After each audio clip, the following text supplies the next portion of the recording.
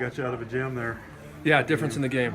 Definitely difference in the game. I think when they load up the bases like that with nobody out, you have to assume they're going to get 1 run, 2 runs. And when he came in, I just told him, pitch the contact, minimize this inning instead of turn this into a 1-run ball game. And he did more than we expected on that. 2 strikeouts and a ground out.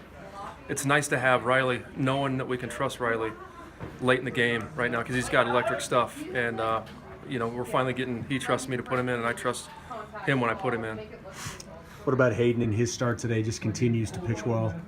Yeah, he really does. He was a little unlucky early with, ground ball here, ground ball that Sheeman probably would tell you he should have made.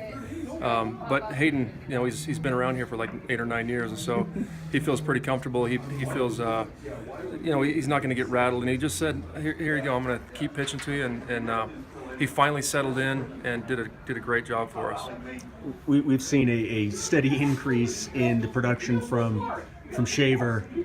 He just continues to stay high. What are you seeing from him right now? He's just locked in. I talked about this a lot last year. He's swinging at strikes and taking balls. I mean, he's swinging at strikes, and if it's out of the zone, he's taking it.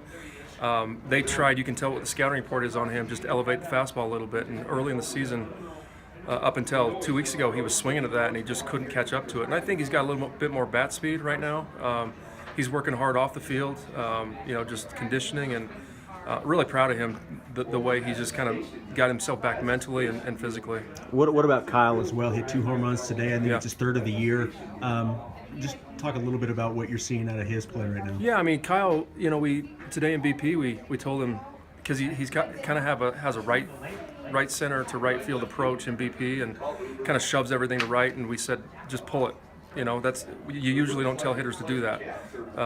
So he's got a good base to right field and a hitting base, but he needs to get the barrel out a little bit more. So today he did that, and his BP was pregame BP was just electric. I mean, he hit 7 or 8 home runs, and that's what we want him to continue to do. To have Kyle as an 8 hitter in our lineup means you have a pretty special lineup.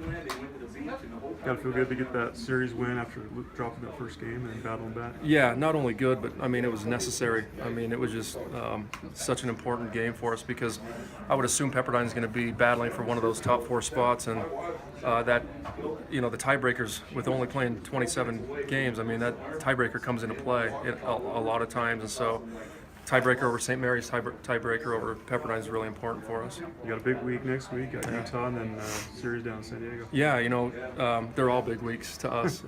They really are. Utah's always a big game, so it's not like you can go home and rest for a while. I mean, I'm already thinking about who we're gonna start Jordan Wood, but how we're gonna approach that. And ultimately, when you get going and the juices start flowing, you want to win a ball game. So. We'll take Utah first, and then worry about San Diego, who's a good team, and they play well at home. How do the Tuesday games help set up the weekend for you? They don't. They probably hurt more than anything.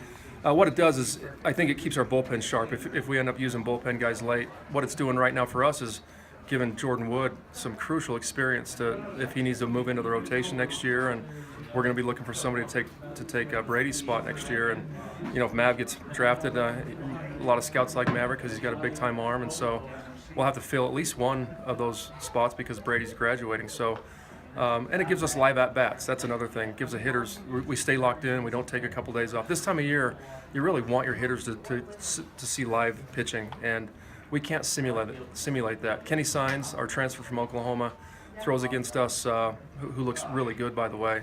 He's upper 80s and really good curveball, and he's got Riley Gates type of stuff. Really, it's gonna be exciting to see him. But he'll throw to us probably on Wednesday before we go down, maybe Tuesday, a little bit in the cages to get ready for a couple good left-handers at San Diego.